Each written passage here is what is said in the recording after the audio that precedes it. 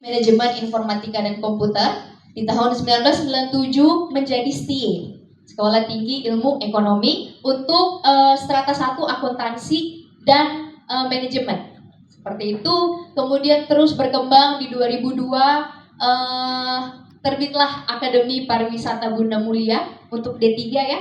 Kemudian di 2003 berdiri menjadi Universitas Bunda Mulia. Jadi kalau orang tanya UBM sebenarnya dari kapan sih Bapak Ibu gitu ya. Sebenarnya berdiri universitasnya itu di tahun 2003. Tapi perjalanannya itu sudah sangat lama, dari 1984 tadi pertama kali.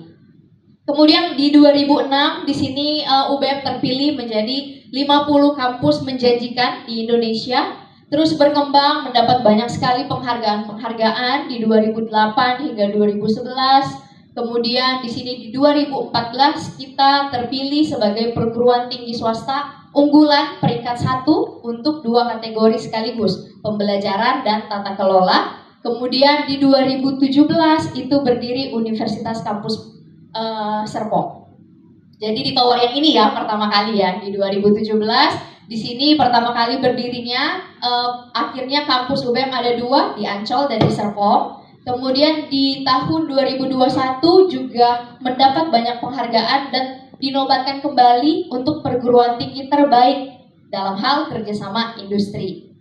Terus berkembang di 2023, UBM resmi membangun dan mendirikan UBM Tower yang ada di samping gedung kita ini ya saat ini ya, terdiri dari 25 lantai.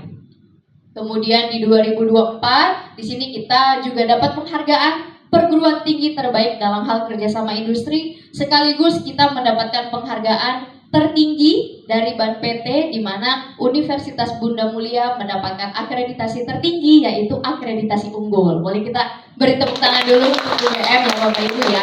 Jadi untuk akreditasi untuk saat ini yang tertinggi itu namanya unggul, bukan A lagi. Dan UBM dari sekian sepertinya kurang lebih 3.000 universitas di Indonesia, itu yang dapat akreditasi unggul baru sekitar 100 universitas, termasuk UBM Bapak Ibu ya. Jadi ini patut menjadi kebanggaan untuk kita semua.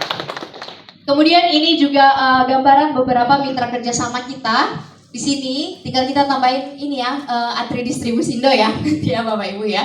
Kemudian masih banyak lagi perusahaan-perusahaan yang kita kerjasama. Untuk kampus kita ada 2 di Ancol, ini ada di 8 lantai. Kemudian fasilitasnya tadi juga sudah sempat Bapak Ibu lihat ya, yang ada di video. Terus ini UBM Tower, kurang lebih fasilitas yang ada di dalam kampus itu kita samakan Bapak Ibu ya. Jadi apa yang ada di Ancol itu juga ada di kampus di Alam Sutra ini.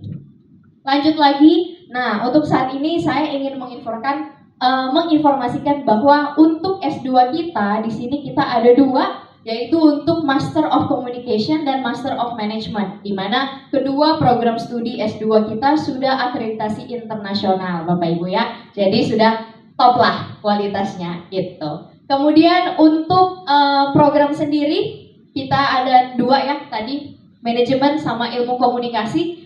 Biasanya ada pertanyaan, bagaimana nih Bapak Ibu kalau misalnya saya backgroundnya S1 bukan dari manajemen atau dari ilmu komunikasi, tapi saya tertarik nih untuk melanjutkan S2 di UBM. Tidak masalah Bapak Ibu ya, nanti akan saya sampaikan bagaimana caranya gitu. Kemudian dari segi kurikulum, dari UBM sendiri kita basicnya atau kita melihat berdasarkan kebutuhan industri. Karena kalau sekarang Bapak Ibu kita harus peka gitu ya terhadap apa sih yang menjadi kebutuhan industri, supaya ilmu-ilmu yang kita pelajari itu akan selalu relate dengan dunia industri saat ini, baik itu di dunia perusahaan juga. Next lagi untuk di kurikulum, ini saya bahas agak detail gitu ya. Jadi untuk kurikulum di jurusan manajemen, di sini kita memfokuskannya di pembelajarannya adalah di general management. Jadi untuk general management ini fungsinya supaya ketika Bapak Ibu bekerja di perusahaan gitu ya, biasanya akan ada promosi, pindah divisi gitu ya. Itu rata-rata memang akan mungkin pekerjaannya akan berbeda, job desk-nya mulai berubah gitu ya. Tapi kalau misalnya Bapak Ibu nggak punya basic di divisi yang baru gitu ya, mungkin penyesuaiannya akan lebih sulit. Makanya kita di manajemen S2 kita mempelajari semuanya itu, supaya ketika Bapak Ibu mungkin ada promosi, pindah divisi, itu sudah gampang karena semua basic-basic di manajemen itu Bapak Ibu pelajari gitu. Kalau untuk di sini pembelajarannya Bapak Ibu di UBM S2 itu kita hanya 18 bulan. Jadi hanya 1,5 tahun gitu ya. Nanti hanya 3 semester itu Bapak Ibu sudah menyandang gelar master. Tapi saya bahas dulu di manajemen. Nah, balik tadi ke pertanyaan, kalau misalnya nih saya ingin melanjutkan S2 gitu ya, tapi basicnya bukan dari manajemen dan ilmu komunikasi, itu gimana? Bapak Ibu, kita punya namanya matrikulasi. Jadi ibaratnya kayak pengayaan lah ya. Jadi kalau Bapak Ibu basicnya bukan dari kedua jurusan ini, nanti akan ada mata kuliah pengganti dulu, mata kuliah matrikulasi, di mana akan pelajari basic-basic di manajemen dan di ilmu komunikasi, supaya ketika masuk semester 1 itu Bapak Ibu sudah aman gitu ya, basic-basicnya udah dipegang lah sama Bapak Ibu, seperti itu. Ini adalah mata kuliah matrikulasinya, tidak termasuk di SKS, tetapi sudah termasuk di 18 bulan. Enak ya Bapak Ibu ya, jadi aman, gak kehitung SKS, tapi sudah masuk di 18 bulan. Kemudian ini gambaran semester 1 manajemen, semester 2, dan semester 3. Kemudian dilanjutkan lagi untuk manajemen, untuk ilmu komunikasi. Kalau untuk ilmu komunikasi, di sini peminatannya kita ambil fokusnya ke digital media. Ya kalau sekarang ya apa-apa udah digital aja semuanya, sudah semakin berkembang dan terus berkembang.